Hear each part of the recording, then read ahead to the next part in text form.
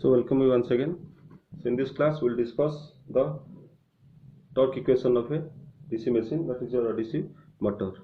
Okay. So by definition, torque is the turning or twisting tendency of force about an axis, and which is measured as a product of force and perpendicular distance. Okay. So T is equal to product of F into R. Okay. So how to calculate the torque equation in DC machine here? Okay. So as you know, these conductors are actually taken through the armature slots. Okay. So this constitute your whole armature. That means the whole armature is your armature core plus the armature winding. Okay. So armature winding means nothing but the coil, or you can say the conductor. Okay. So this how actually the torque produced in the DC machine. So this based upon certain principle that whenever a current carrying conductor is placed inside a magnetic field, it will experience as a force. Okay, and that magnitude of force is given by the expression F is equal to BIL sin theta. Okay, so this will be maximum when theta is equal to 90 degree. That means the relative position between your field and conductor when this will be equal to 90 degree. So this will be equal to the magnitude of maximum magnitude of force. This will be equal to BIL Newton. Okay, so this is the principle. So in your armature, when current flow through the each conductor of the armature, so the each conductor will produces a torque. Okay, so now the total torque will be equal to the sum of torque produced by each conductor when current flows through it. Okay, so in a DC machine, each conductor is acted upon a circumferential force. Okay, just like this one is your armature, and over which the conductors or coil are placed. Okay, so in DC machine, each conductor is acted upon by a circumferential force at a distance of r. Okay, so the distance of r. Okay, so r is your radius of the armature. So that each conductor will exert a torque, and the sum of torque due to all the conductor is known as gross torque. Okay, the total torque developed in the armature. Okay, so this is your gross torque. So this torque, this can be derived in terms of the machine parameter, such as, say, take your r is the radius of the armature. Okay, and L is the effective length of each conductor or coil, you can say also, and Z is your total armature conductor, and A is equal to number of parallel path. Okay, so this value of parallel path A will be equal to P for lap winding, and this value is equal to 2 for wave winding. Okay, and I is your current in each conductor. Okay, so that is equal to IA by this. IA means your armature current. IA is your armature current. Okay, so that means in your armature winding, these conductors are arranged in a definite manner.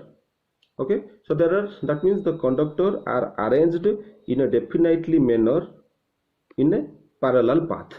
Okay, so if you assumed A is your number of parallel path and IA is your total armature current, that means total that means the current that flows in the armature.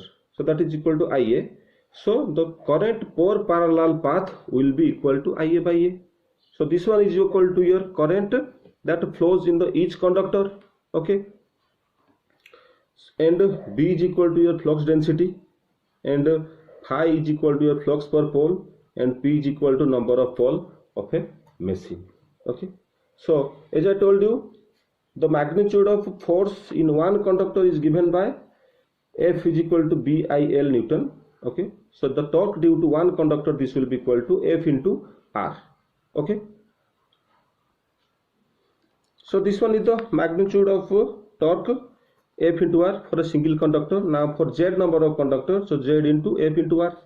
So Z, the magnitude of force F is equal to BIL into R. Okay, so TA armature torque, that is equal to gross torque, which is equal to ZBIL into R. So Z So in place of B, we can write flux density as flux per unit area. Okay, so this is the unit area. How you can calculate the area by which the flux from the pole concentrate. So this can be calculated by the relation 2 pi RL by P, and I, this value equal to IA by A, L into R. Okay, so Z P phi divided by 2 pi RL into IA by A into L into R. So this becomes Z P phi into IA divided by 2 pi A. So I have arranged it 1 by 2 pi into Z P phi IA divided by A. So this value 1 by 2 pi, this value equal to 0.159, and the rest of the parameters are kept as usual. So phi Z IA into P by A Newton meter. So this is the expression of gross torque or armature torque produced by a DC machine. So remember these expressions. Sometimes this question also asked for 6 to 7 mark. Okay, so now the next section will discuss the method of excitation. Okay, method of excitation. Okay, so method of excitation means here how the actually field of these machines are getting energized. Okay, so depending upon the method of excitation, the machines are, this may be both generator or maybe a DC motor also. This one is a two type. One is a separately excited,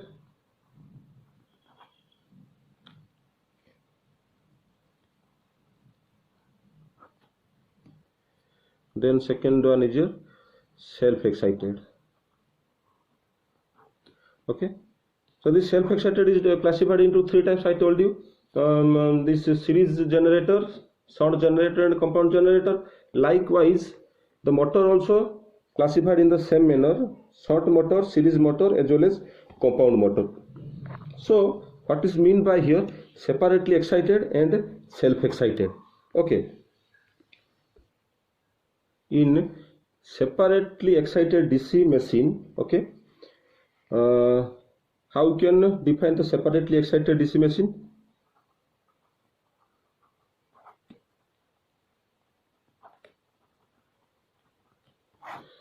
So the separately excited DC machine whose field winding is supplied from an external DC source.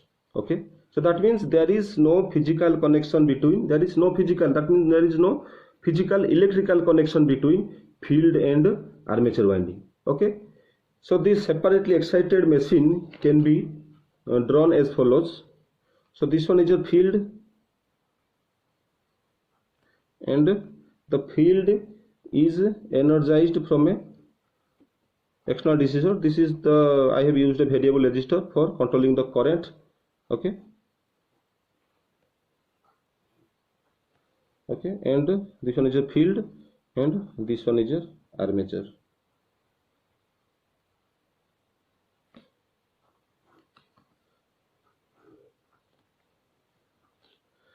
Okay, so between these two terminals a load is connected, and this one is your external source E, and this one is your EG, generated EMF in the armature, and armature having resistance RA. So you can define separately excited DC machine as the DC machine whose field magnet or field winding, this one is your field winding, field, this one is your armature circuit, field circuit and armature circuit, and you can see that there is no physical contact or connection between field circuit and armature circuit. Okay, so you can say the DC machine whose field winding is supplied from a independent external DC source. Okay, this is called a separately excited DC generator. Okay, and the magnitude of voltage induced is equal to this phi Zn by 60 into P by A. This portion, the EMF equation, we have already derived it. Okay, and the magnitude of induced EMF depending upon directly this proportion, the number of amount of flux produced from pole and the amount of conductor we are using and the RPM revolution of the armature. Okay, So this factor, this EMF depend upon directly. So Eg will be greater when this value will be higher. Okay. So this one is your separately excited DC machine. Okay. And in your self-excited DC machine, self-excited,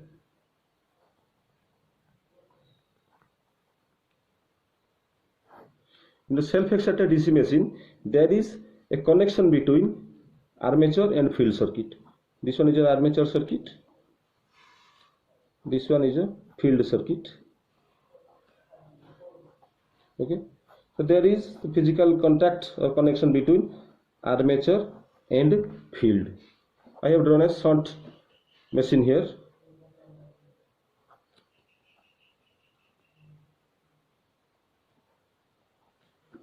Okay. So this one is your self-excited DC generator. So how you can define the self-excited DC machine or DC generator? So a DC generator whose field magnet or winding is supplied, this field magnet or field winding is supplied from the output of the generator. See, the output of generator is fed to the field. Okay. So in your self-excited DC machine, the field magnet is supplied from the current that is produced from the generator itself. Okay, that's why this name became self-excited. That means the field will magnetize when the current generation or when the current produced from the armature flows to it. Okay, so prior to that, the self-excited machine must have some residual magnetism. Okay. Okay, so prior to that, this self-excited machine must have some residual magnetism. So this one is a method of excitation, separately excited and self-excited. Or you can classify the self-excited machine as your shunt machine, series machine and compound machine. Okay, so this today class this much. So hope you enjoyed it.